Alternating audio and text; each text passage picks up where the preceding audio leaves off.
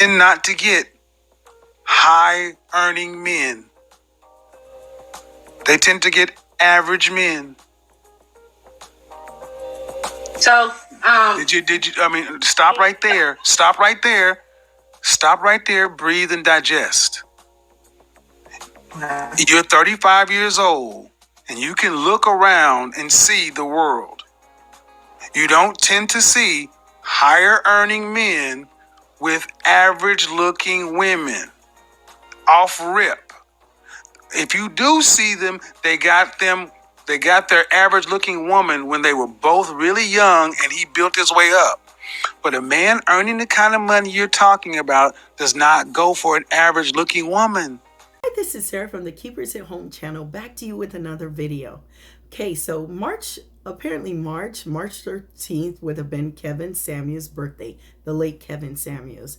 And I had an opportunity to sit down with a young man, Sean, on his channel, TSG, just to discuss why his message was so rejected by women, specifically Black women. So to give you a background, Kevin Samuels also was coined the godfather, or some people even said he started the genre of the Manosphere, or the Manosphere. There had been red pill people to begin with.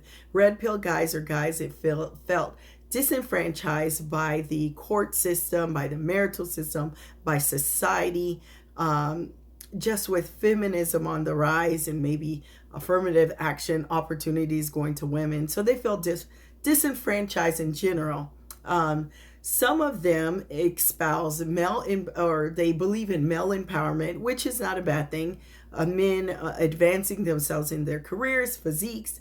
And then there's the marriage thing. And so what I've noticed is the red pillars will be completely anti-marriage. It doesn't fit people in society more. It penalizes men because if they get divorced, they'll have to pay child support and spousal support, and a lot of other ramifications of fallout from divorce.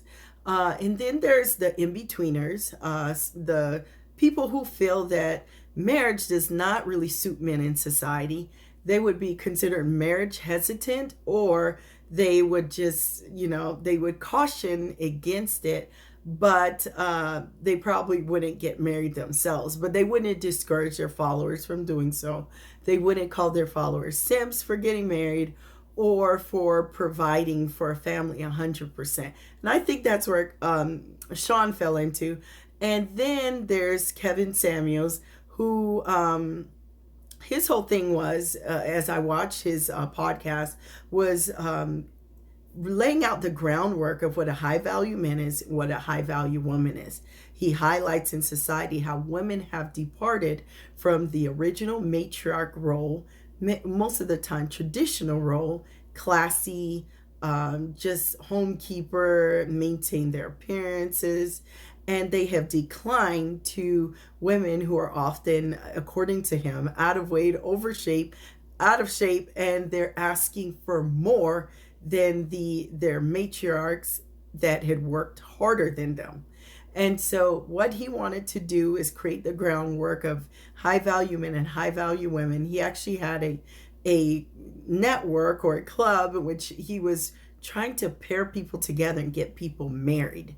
So given that, and you'll see in one of the clips that when I discuss with Sean, where he even highlights an instance where a woman called him and he was cautioning this woman. He did that several times. He cautioned women on not to end their marriage, and how dating, and there's nothing out there. It's much harder with children, and the power of forgiveness in a marriage. But so we'll start with that first clip where Sean really goes to bat for Kevin Samuels and kind of espousing the positive things that Kevin Samuel had brought about, and how women had shared testimonials about him saving their marriage and the specific call in question. It's a really good clip. So go ahead and watch it, and we'll be right back. For his sons. That's where we got to get to. We got to get out of our own head. I'm going to show one more video before we get up out of here of a Kevin Samuels again trying to save a family. See, everybody think he was about trying to save families. Listen to me, and I want you to listen really carefully. Don't you blow up your family because of some damn Instagram photos and some made-for-TV movies. The stuff that you're seeing, you don't know what's going on behind the scenes. You just know what you think it looks like. You don't have to work. Right? Okay. Right. I need you to lean a little forward, sir. I need you to lean a little forward. Okay. You don't have to work. Your husband is doing so well that you can stay home with your 2 children. All right? Okay. You need to talk to him. First off, your children are so young, your focus should be on your children. You shouldn't be worried. The stuff you're talking about doing, I mean, no disrespect, but it ain't important. It don't mean shit. What matters is those children in there. Right. So you got the value of what a mother is all twisted. Your husband has put you in a situation to where he's paying the bills. You can stay at home with your children. That means there's nobody raising your children but you. You should be pouring everything into those kids. And that should keep you busy, plenty of busy. But if it's not fulfilling enough, how are you helping your husband with his business? Does he own his own business? Okay, we're back. So, as you could see, there were a lot of positives to Kevin Samuels. For the first time, women were considering their health. Yes, he was brash. I didn't like the way he sometimes shared with the women about their health concerns and health problems, but it's a conversation to be had. We are having the highest risk of chronic illness, obesity, high blood pressure, high cholesterol than we've ever realized in the history of this nation, since the inception of this nation. Okay, so we do have that as a concern, and also the attitudes. But one thing, just to step back, the women who were calling the channel, if he didn't describe any attributes. So high value men are well connected in their network, earning $250,000 for X amount of years, very successful, but he did not really say anything about their character other than maybe they were hardworking. But the fact that monetary things were discussed really attracted a pool of women that were solely interested in this high value man for materialistic purposes. Not one of them said that I believe in the traditional role of the wife. I would love to be a housewife and take care of my kids and help my husband. I don't really recall any of them saying that. I heard a lot about trips. I heard a lot about living a certain lifestyle. I heard about, I don't want to work. But being a wife requires work. So I was really confused about that.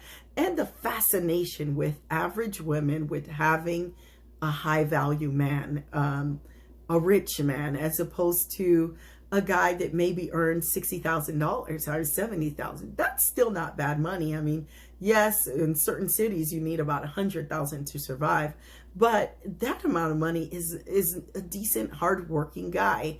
And that's a beginning stage. If the guy's hardworking and he's starting out at a certain wage, surely he could grow. Surely you could build together. But these ladies were insistent on this high value man. So the women were coming to him with impure intentions.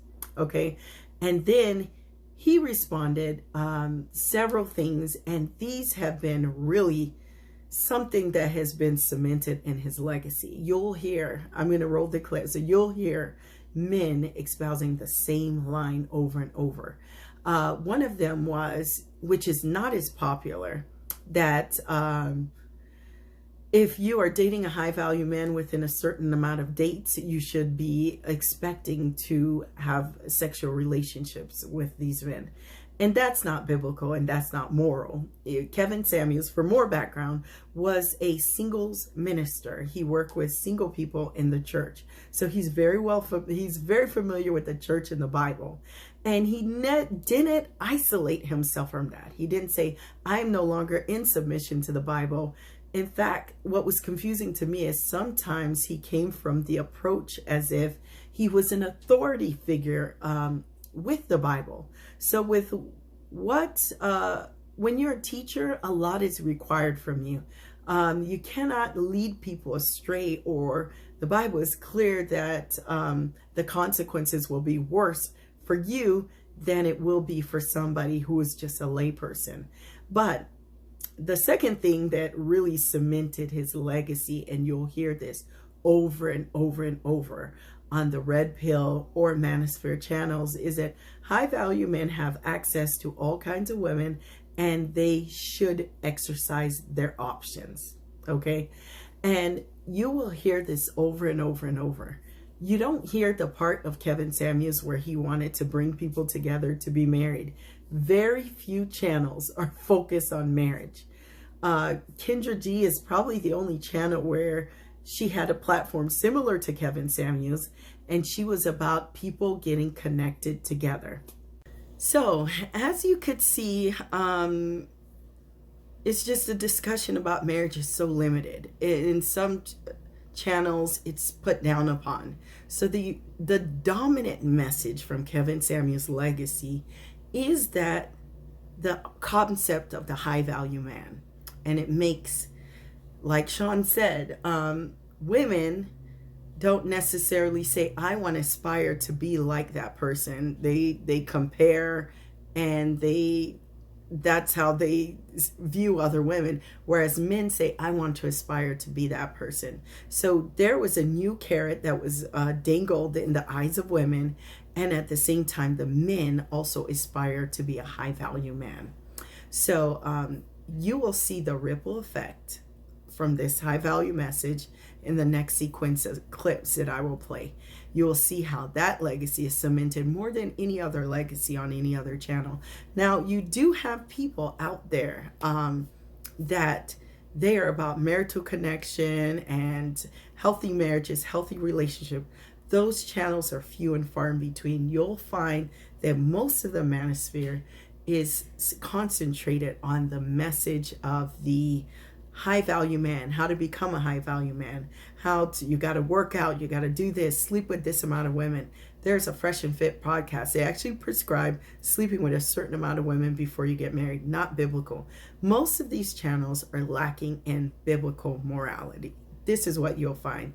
So why is this problematic, and why is it relevant to my channel? Well, if you're raising young men more than ever are looking up to people like Andrew Tate. Andrew Tate does have some good points as far as rising up out of depression and exercising, feeling better about yourself. But you'll find that although these channels have positive things, they also have things that will corrupt your body long term. I mean, your eternal body, okay? Will compromise your salvation, or your relationship with God, or derail any possibility of salvation, because you are going to be so entrenched in trying to get money, trying to do this, trying to sleep with a lot of women. Thing about perversion, once you get on that rail, it's hard to get off.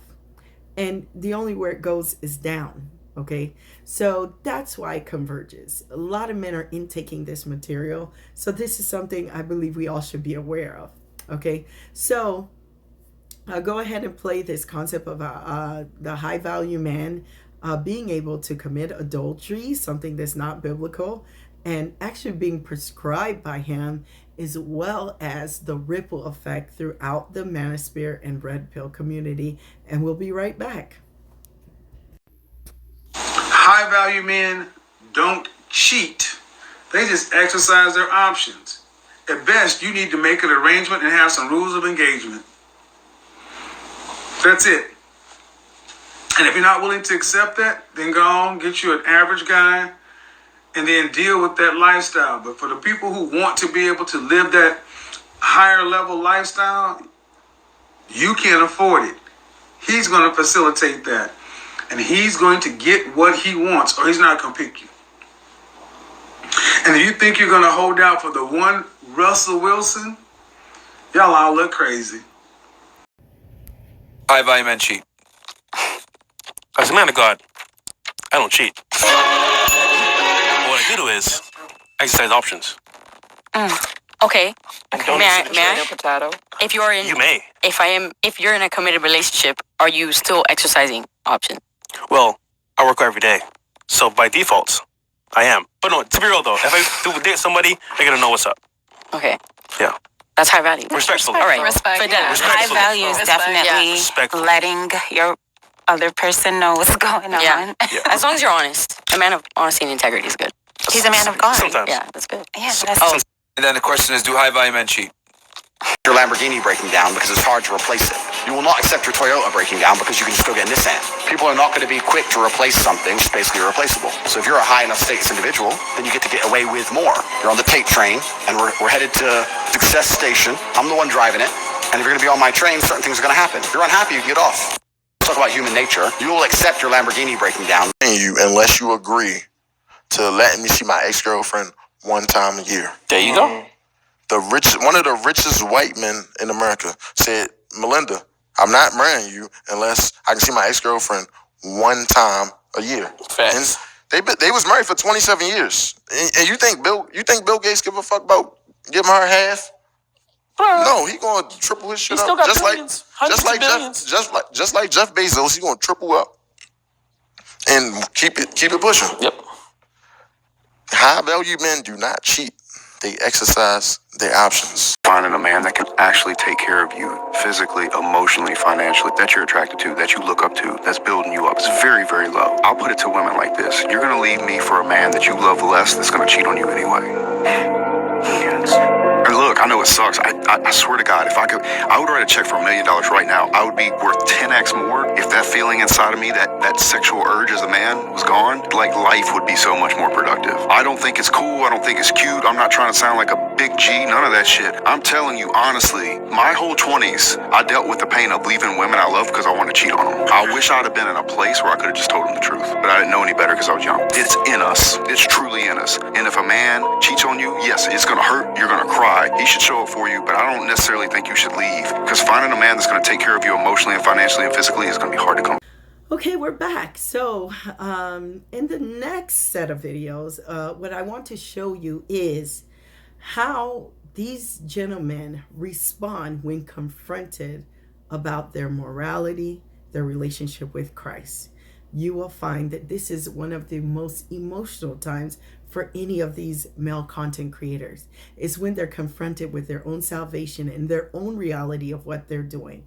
You'll find that they react so negatively and over the top. It's almost like that Kenneth Copeland video when he was confronted about his jets. I mean, like you cut the snake head off and the body just wiggles around. That's what it really reminded me of. And how all these messages, there's another gentleman who he's a proponent for women staying at home. And then when you look at his channel, once again, he's lacking the morality because he's in a marriage with several women, okay? You'll find that that's the theme throughout these channels, is either the Kendra D, who is saying she may not want to be married and she's content living her life like that. Pearl, which I don't think she even has a direction of what's going on. She's like a feminist in disguise, focused on this career of building a channel, and she's living contrary to her message. Or Fresh and Fit, they're all about immorality and debauchery, while the guy named Fresh wears a cross.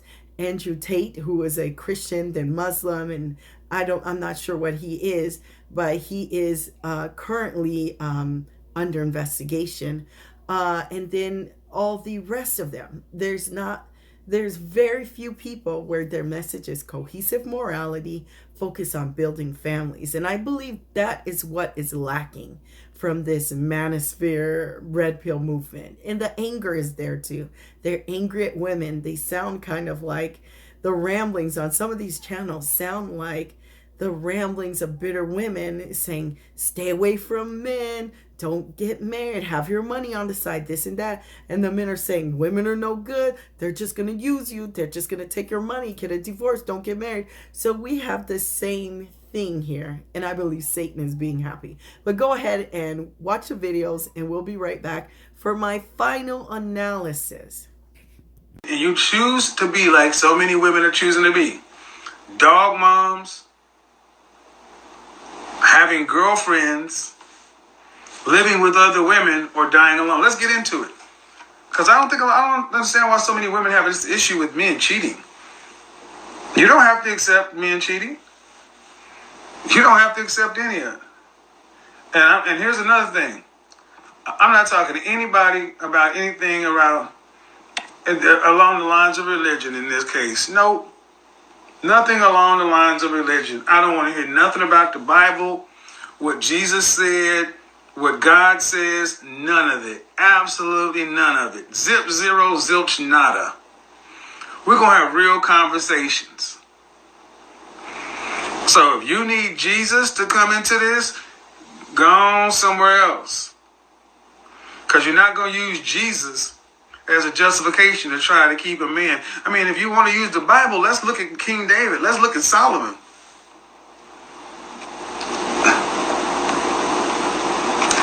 Let's look at it. Let's look at all the women in the Bible who accepted. If you want a man who's a king, you want a man who's nobility, you're going to have to accept the fact that you're going to be, you'll be the number one wife. But that's it, the number one wife. That's it. There's always going to be somebody else, as there should be. Because let's be honest, ladies, when a man cheats on you, that reinforces the fact that he's desirable to other women.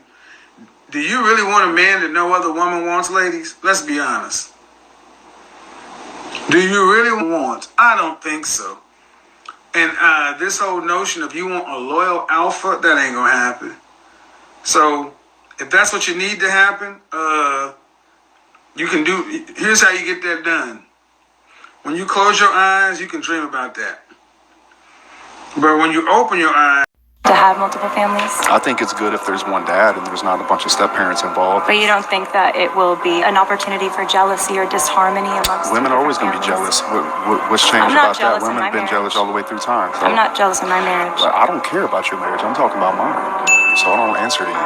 But are you wanting to be a role model for your kids? Is that part of it? 1,000%. A father should show up in every way for his children. But you have other relationships with other women too. What does that have to do with anything? And you would want that for your daughters? Yeah. But do you want your daughter to have a guy like that long term?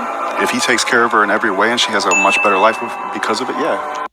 By saying a Bible verse that I think represents y'all's podcast the most.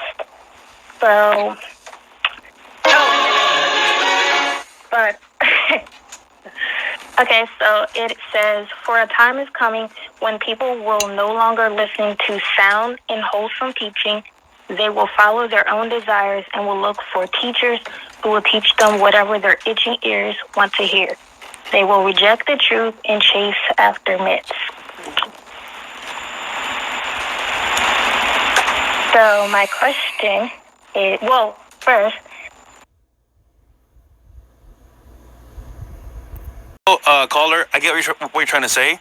And also, you're pointing the finger at men, but just to be real, Adam and Eve, if you're Genesis, so to speak, who caused sin to happen? It was Eve. So ultimately, I get what you're saying, but for this show only, we're talking about men and women in real life in terms of like the worldly view and how it is with dating. So because religion is separate. Yep. But a promiscuous woman is nowhere near the same as a promiscuous man. You're crazy if you think it is. Yeah. I never said that. You tried to I conflate just it. think that you're allowing these men to think that they can be sexually promiscuous because they're men. Yeah, they absolutely can be and still be able to find a woman at the end of the road, but it doesn't work the other way around. Yes, men can be promiscuous. And I would argue that they should be promiscuous if they've worked really hard to build themselves up to the point where they can have sexual abundance. They should be. Fuck that. Like, men should be able to enjoy the fruits of their labor. Like, why is it that women should have to be able to demand standards on men, right? I want 6 feet tall, this much money, etc. And they don't even earn that shit, Versus a man has to earn his status, he has to earn his money, he has to earn his abundance, and then we tell him, no, repress your sexuality, be disciplined with your dick, don't do what you want to do. No, fuck that. If a man busts his ass to get to a certain point, I'm not gonna have no bitch tell me what I can and can't do. Fuck that shit. I have to earn my value. Women don't. This was something else that I had written down too that you just said. Because the Bible says that it's easier for... Fuck the Bible! I don't care what the Bible gotta say! I'm telling you promiscuity versus, like, I'm telling you what promiscuity is between men and women. You keep bringing it back to religion. I'm not here to have a religion debate with you. That's why when you were talking about the Bible, I let Fresh answer. You want to hear Myron's answer? This is Myron's answer. I don't give a fuck about your book. Okay, well, I'm telling you how it is between men and women, period. Alright? That's what it is. I'm telling you what it is between men and women, period. I don't give a fuck about what book you're trying to read to me right now. No religion, since you want to bring it to religion, no religion has ever respected female promiscuity. Period.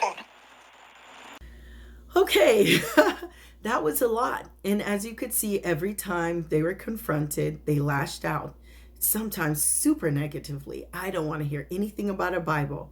F your Bible. And it goes on, you know, and you see that they get very emotional and they don't really have a reason why they're not prescribing to the Bible. They're throwing out the Bible verses like Kevin Samuels, but at the same time, he's prescribing this. Yes, it is one clip, one portion of his life, but at the end of the day, how will we be judged by God?